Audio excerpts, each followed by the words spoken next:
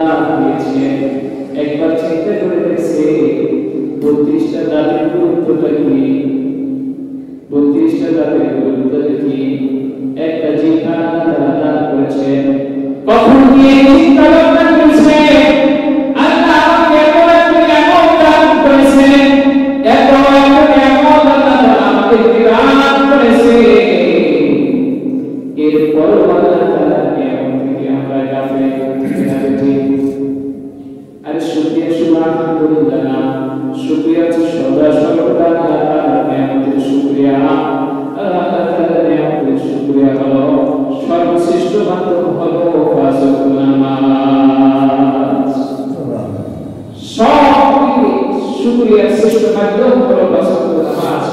কেন উদাহরণ স্বরূপ দেখেন ওয়াজিব নামাজের শুরুটাই আলহামদুলিল্লাহ রাব্বিল আলামিন।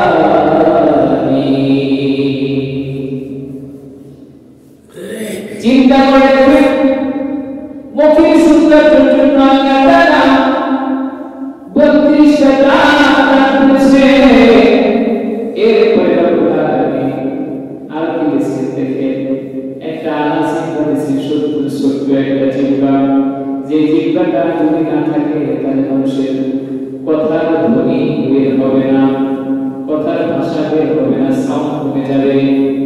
আবার আল্লাহ তাআলা দিয়েছেন যে জিহ্বাটা, এই জিহ্বাটা কেমন একটা জিহ্বা দেখেন, একবার সবাই চিন্তা করবেন না এই জিহ্বাটা আল্লাহ তাআলা কেমন একটা জিহ্বা দিয়েছে। এই জিহ্বাটা আল্লাহ তাআলা